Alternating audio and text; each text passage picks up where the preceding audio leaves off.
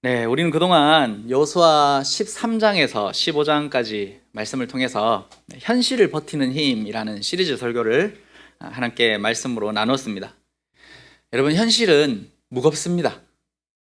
절대로 가볍다, 인생이 쉽다, 긍정적으로 생각하면 좋다 이렇게 말하기에는 현실은 무겁습니다. 그러나 그 짐은 나에게만 있는 것은 아닙니다. 여러분, 옆에 있는 사람이 아무리 평온해 보여도 그 사람도 모두 자기의 짐을, 인생의 짐을 다 지고 있습니다. 내게 보이지 않을 뿐이지.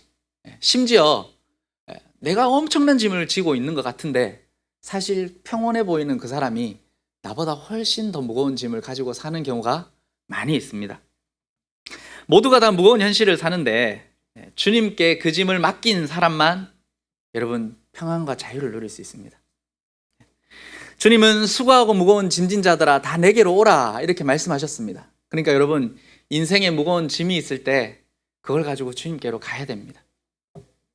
인생의 무게가 무거울수록 여러분 사람 찾지 말고, 그죠?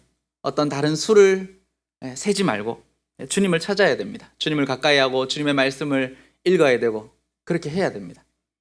이렇게 얘기하면 목사님 그렇게 하면 해결이 됩니까? 별로 달라지는 게 없던데요 이렇게 얘기할 수 있잖아요, 그죠? 그런데 진짜 주님만 찾아봤냐는 거예요. 정말 주님만 찾아봤는가? 사람 찾아다니지 않고 인생의 수를 막 계산하지 않고 정말 주님만 찾아봤는가? 여러분, 주님을 찾는 사람이 위로부터 오는 위로를 경험할 수 있습니다. 그러니까 오늘 말씀을 통해서 오늘 이제 마지막 설교거든요. 인생을 버티는 힘, 현실을 버티는 힘 마지막 설교인데 이 말씀을 통해서 정말 주님을 통해서 우리가 현실을 버틸 수 있는 힘을 얻고, 그죠? 지치지 않는, 현실을 어떻게 하면 이겨낼 수 있는 그 은혜와 힘을 하나님께로부터 얻을 수 있는 사랑하는 성도들 되기를 주님의 이름으로 축원합니다. 오늘 좀 설교 서론 부분에 약간 제가 조금 유식한 말을 좀 썼습니다. 이해하고 들으십시오.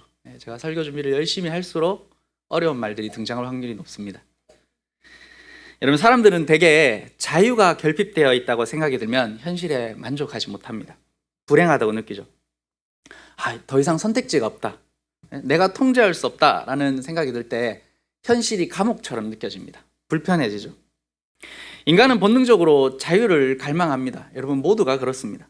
하고 싶은 일을 마음껏 하고 가고 싶은 곳을 제약 없이 가고 삶의 주도권을 내가 쥐고 싶고 이렇게 할 때 사람은 행복하다고 생각합니다. 그래서 돈도 더 많이 벌어야 되고 더 넓은 영향력을 가지려고 합니다. 사람들 사이에서도 내가 많은 영향력을 끼치고 싶어 합니다. 더 많은 지지를 얻고 싶어 합니다. 그래야 내가 선택할 것이 많고 자유롭다, 그죠? 그래야 내가 행복하다라고 생각하기 때문입니다. 하지만 역설적으로 인간은 자유를 절대화할수록 더 불행해집니다. 이것이 신학과 철학이 내리는 결론입니다. 철학적으로 말하면 인간은 무제한적 자유 속에서 존재의 의미를 상실합니다. 선택지가 무한하면 여러분 방향이 없습니다. 방향을 상실합니다. 경계가 없으면 결국 혼동스러워질 뿐입니다. 여기서 죄송하지만 한 명 이름을 얘기하면 심리학자 베리 슈워츠라는 사람이 있습니다. 선택의 심리학이라고 이렇게 번역된 책이 있는데 그 책에서 이렇게 말합니다. 선택의 가능성이 무한할수록 인간은 더 큰 불안과 후회를 느낀다. 뭐라고요? 내가 선택할 자유가 많이 주어질수록 불안하고 후회하는 감정이 생긴다는 것. 자유가 많을수록 여러분 행복할 것 같고 만족할 것 같지만 반대로 자유가 많을수록 불행하고 불안해진다라는 것이 결론입니다. 이 원리는 신앙에도 똑같이 적용됩니다. 하나님이 세우신 질서와 한계를 벗어난 자유는 결코 우리를 행복하게 만들지 못합니다. 하나님은 창조 때 빛과 어둠을 나누고 바다와 육지를 나누셨습니다. 이것이 하나님이 정하신 경계입니다. 생명의 근원은 경계에 있다라는 것을 하나님은 창조의 원리를 통해서 우리에게 보여주셨습니다. 경계가 있어야 생명은 안전합니다. 질서가 있어야 우리의 자유에 의미가 생기는 겁니다. 이걸 좀 더 쉽게 여러분 설명을 드리겠습니다. 쉽게 설명하면 부모가 자녀를 사랑하기 때문에 모든 것을 마음대로 하도록 내버려 두지 않습니다. 자녀가 원하는 대로, 하고 싶은 대로 하도록 내버려 두면 어떻게 될까요? 처음엔 좋아하겠죠. 처음엔 좋아하는데 결국 그 자유가 자녀를 파괴하는 것을 보게 됩니다. 무제한의 자유는 자율이 아니고 방종입니다. 경계 없는 자유는 관계를 깨뜨리고 심리를 망가뜨립니다. 여러분, 아이가 무작정, 무한정으로 게임하고 영상 보고 아무런 제약 없이 지내면 여러분들 절대로 그걸 행복이라고 보지 않을 겁니다. 그죠? 그런데 자녀는 그걸 원하죠. 그렇게 한 걸 굉장히 좋아할 수도 있습니다. 그러나 그건 자유가 아니고요, 자기를 파괴하는 자유가 될 뿐입니다. 이처럼 인간의 자유는 반드시 하나님이 정하신 질서와 경계 안에서만 건강하게 작동할 수 있다라는 걸 우리는 잘 명심해야 됩니다. 하나님은 인간을 구속하기 위해서 경계를 주신 것이 아닙니다. 생명을 보호하기 위해서 울타리를 쳐주셨습니다. 그러므로 신앙의 성숙이란 경계를 인정하는 겁니다. 신앙이 잘 성숙한 사람일수록 여러분 경계를 인정합니다. 그리고 그 경계 안에서 자유를 누릴 줄 압니다. 오늘 본문의 주제가 바로 그것입니다. 경계 안에서 누리는 은혜가 말하려는 복음의 핵심이 바로 그것입니다. 오늘 말씀을 통해서 주님의 복음의 깊이를 더 깨달을 수 있는 그런 시간이 되기를 바랍니다. 첫째로 여러분, 경계는 억압이 아니라 은혜입니다. 오늘 본문은 유다 지파가 기업으로 받은 땅을 나열하고 있습니다. 제가 좀 읽었습니다. 그죠? 안 읽어도 되는데 읽은 이유는 여러분, 이름만 나오면 지루하잖아요.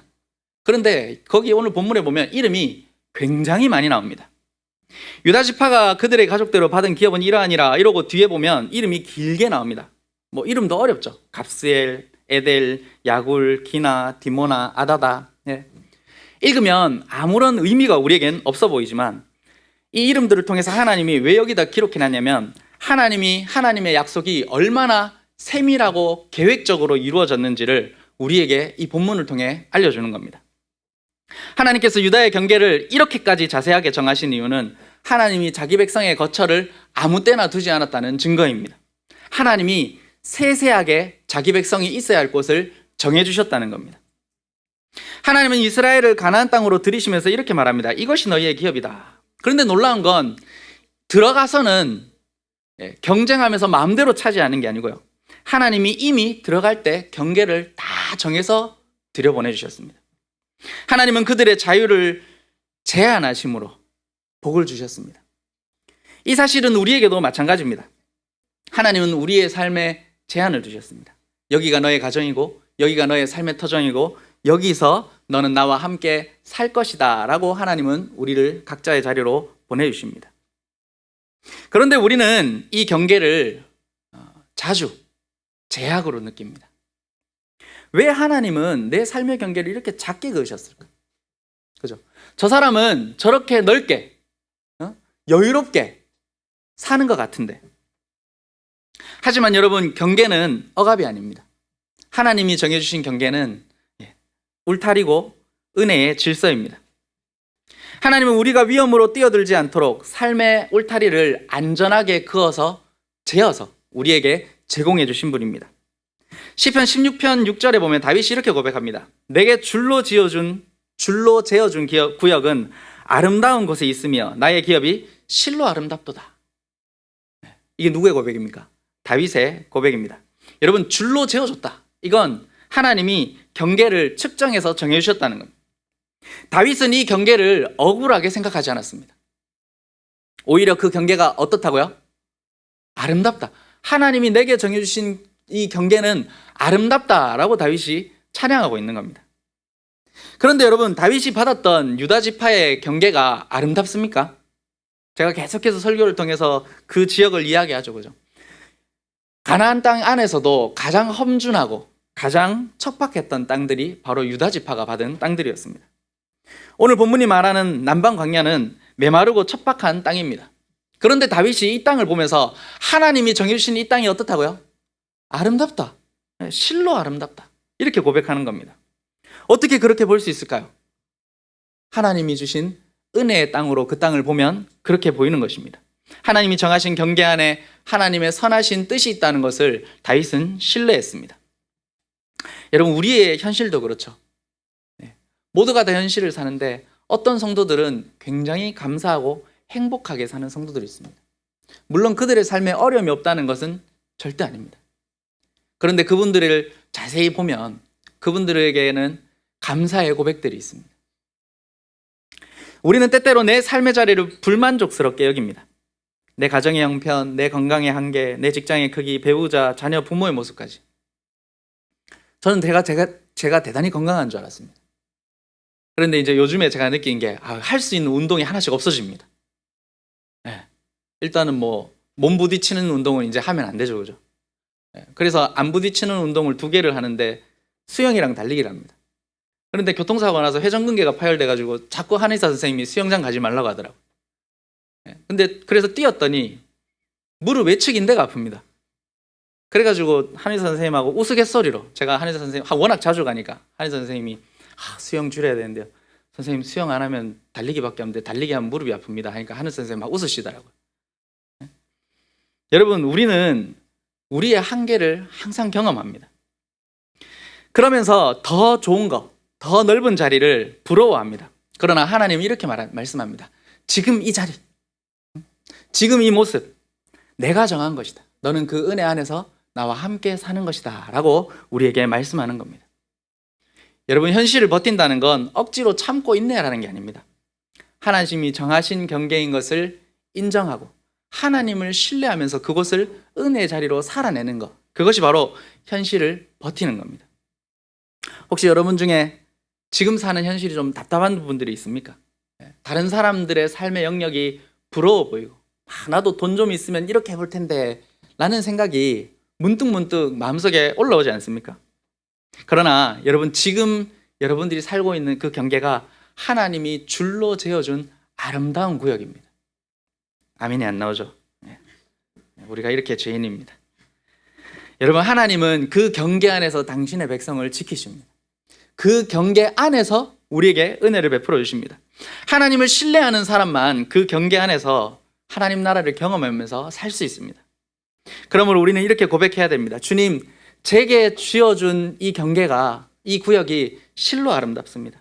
내 자리가 작아 보여도 이곳은 하나님이 나에게 가장 아름답게 지어준 구역입니다 라고 여러분 그렇게 이야기할 수 있어야 됩니다. 고백할 수 있어야 됩니다. 옆에 가족들 있잖아요. 한번 보세요. 아내도 보고 남편도 보고, 없는 분들은 자기 자신을 보세요. 이렇게 말해주세요. 실로 아름답도다. 자식한테는 이 말이 잘 나오죠. 그죠? 다시 해주세요. 실로 아름답도다.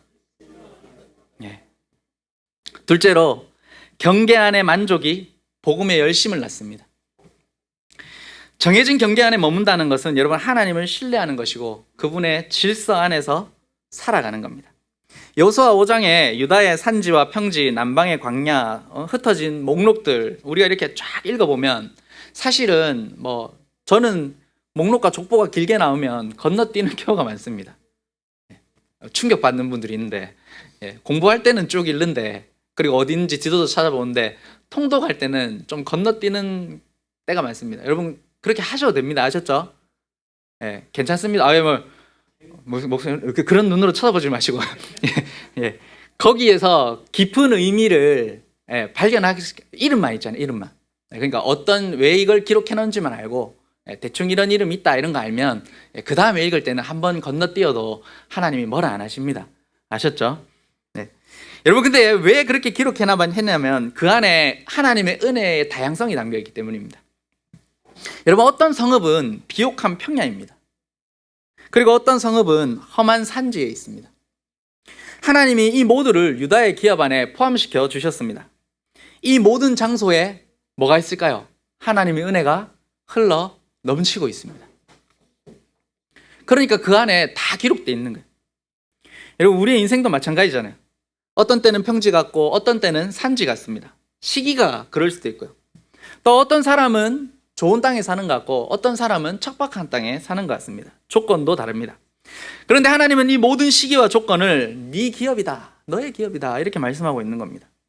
하나님이 정하신 경계 안에는 여러분 산지가 있습니다. 그리고 평지가 있습니다. 갈릴리 주변은 유다 지역의 보아다 이렇게 불렸다잖아요. 그럼 하나님 왜 보아 아름답고 좋은 지역 안 주고 왜 산지 주셨을까 이렇게 생각할 수도 있단 말이에요. 근데 그 모든 것 안에서 하나님의 은혜가 흘러넘칩니다. 그런데 신앙생활은 여러분 좀 산지가 않습니다. 여러분 다 산지에 사시기 바랍니다. 저는 평지를 좋아합니다. 왜냐하면 우리의 신앙의 성숙이 평지에서 잘 성숙하지 않습니다. 하나님이 우리를 변화시킬 때 쉬운 시험으로는 웬만하면 우리가 고집을 안 꺾습니다. 맞죠? 나보다 더 이상한 사람 만나야 우리가 변화가 됩니다. 산지를 통과할 때 우리의 믿음은 깊어지고 여러분 하나님을 붙잡게 됩니다. 이제 오늘 설교를 들으면 이제 이런 의문이 생기죠. 하나님이 정해주신 경계가 있다, 그죠? 하나님이 주신 구역이 있다. 그러면 현재 상황에 만족하고 머물러 있으라는 건가? 이 삶을 개선하려고 하는 노력도 안 되는 건가? 그죠? 돈 좀 더 벌어보려고 하면 안 되냐? 여러분 이렇게 물을 수 있지 않습니까? 여기에는 신앙생활에서 우리가 조심해야 될 두 가지 극단이 있습니다. 하나는 뭐냐면 하나님이 정해주신 경계를 무너뜨리려는 욕망이 우리 안에 있다는 걸 여러분 반드시 알아야 됩니다. 그리고 또 한 가지 우리가 경계해야 될 극단이 뭐냐면 이 경계 안에서 안주하려는 마음입니다. 여러분 전자는 교만이고 후자는 체념입니다. 그러면 어디까지가 만족이고 어디까지가 욕망일까요? 어디까지가 만족이고 어디까지가 체념일까요? 이 둘 사이에서 여러분 균형을 잡는 것이 굉장히 어렵습니다. 그리고 이 균형은 우리의 힘이나 우리의 노력으로 잡아지는 것이 절대 아닙니다. 이 답은 복음 안에 있습니다. 여러분들이 복음을 충만하게 깨닫고 살아가면 여러분들은 이 둘 사이에서 균형을 잡을 수 있습니다. 하나님은 복음을 통해서 우리를 이 두 가지 극단으로부터 구원해 주십니다. 하나님의 주신 경계를 신뢰하지만 그 안에서 최선을 다해서 살아가는 법을 우리는 복음 안에서만 깨달을 수 있습니다. 경계를 벗어나지 않지만 경계 안에서 하나님이 우리에게 맡겨주신 삶에 최선을 다하는 것, 이게 바로 복음이 주는 균형입니다. 킹켈러 목사님이 이렇게 말합니다. 복음은 만족과 열심을 동시에 가능하게 한다. 뭐라고요? 복음은 만족과 열심을 동시에 가능하게 한다. 경계를 지킨다는 것은 여러분 게으른 게 아니고요, 하나님을 신뢰하는 행동입니다. 이 정도면 충분하지 않나는 자기 만족을 세상이 가르치는데, 복음의 만족은 뭐냐면 하나님이 주신 것으로 충분하다는 겁니다. 내가 열심히 노력해서 이 정도면 됐어, 이건 부족해, 이게 아니고 하나님이 주신 거면 충분하다. 이 만족에서 여러분 진짜 열심히 나옵니다. 왜냐하면 복음이 우리의 마음과 동기를 변화시키기 때문입니다. 복음 아닌 열심은요, 더 나은 삶으로 나를 증명하려는 노력으로 발전합니다. 복음이 없으면. 그러나 복음은 우리에게 이렇게 가르쳐줍니다. 지금 이거보다 더 낫지 않아도 우리가 하나님께 이미 사랑받고 있고 용납받고 있다. 이것이 바로 복음이 주는 만족입니다. 그러니까 복음이 있는 사람은 사실 바둥바둥거리면서 더 안 벌어도 충분한 겁니다. 복음이 있는 사람은 하나님이 주신 것에 만족하면서 하나님이 주신 사명을 위해서 최선을 다해서 살 수 있는 새로운 동기를 복음으로부터 부여받습니다. 이게 바로 경계 안에서 사는 열심입니다. 하나님이 주신 현실을 억지로 바꾸려고 하지도 않지만 하나님이 주신 자원으로 하나님을 섬기기 위해서 최선을 다해서 사는 것, 이것이 바로 복음적인 삶입니다. 그러니까 복음 안에 사는 사람은 여러분 경쟁하려고 하지 않습니다. 은혜를 받은 자답게 감사하면서 열심히 살아가는 새로운 삶의 방법을 복음 안에서 배우게 됩니다. 사랑하는 성도 여러분, 하나님이 주신 인생의 자리에서 충실하게 사십시오. 아담과 하와가 에덴 동산에 살 때 게으르게 살지 않았습니다. 동산을 열심히 가꾸면서 살았습니다.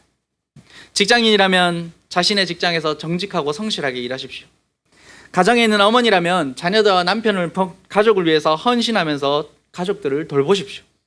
교회 안에 있는 성도들이라면 예배와 봉사의 자리를 잘 지켜가면서 하나님께 영광을 돌리십시오. 그러나 이 모든 것이 누군가에게 인정받기 위한 것이나 자기 만족을 위한 것이 아니어야 합니다.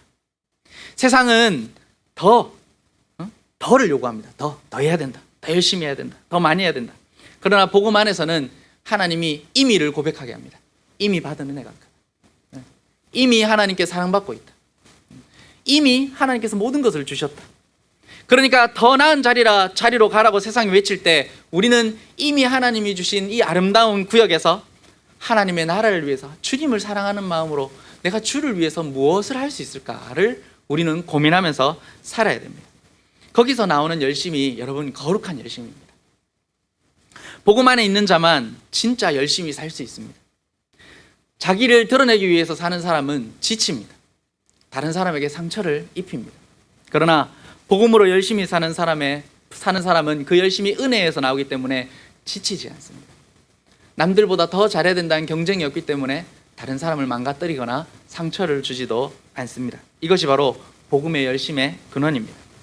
셋째로, 경계를 넘어서면 여러분 자유가 사라집니다. 성경은 곳곳에서 분명히 말합니다. 경계를 넘어서면 자유가 사라진다고. 여러분, 아담과 하와가 경계를 넘어서는 순간 하나님과 같이 된 게 아니고 하나님 주셨던 참된 자유가 사라졌습니다. 우리가 자유를 상실한 것처럼 느끼는 건 여러분 삶의 경계 때문이 아닙니다.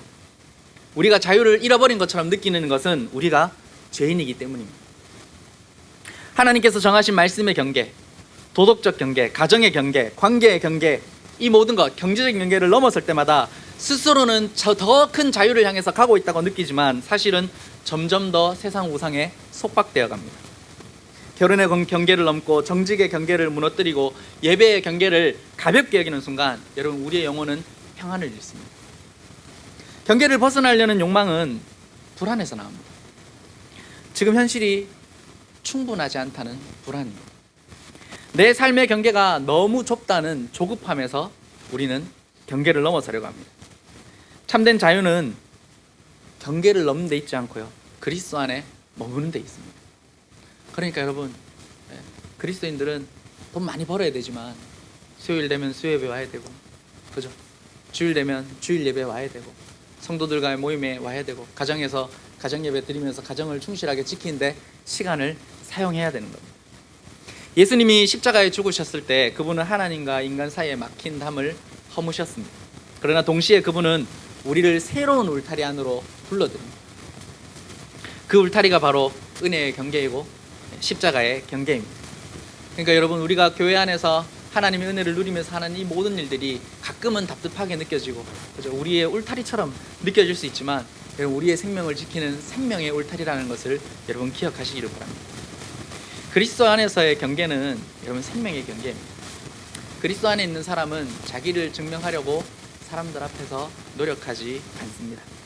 하나님이 이미 나를 감싸고 계시는 것에 감사하면서 그 안에서 열심히 노력하면서 삽니다.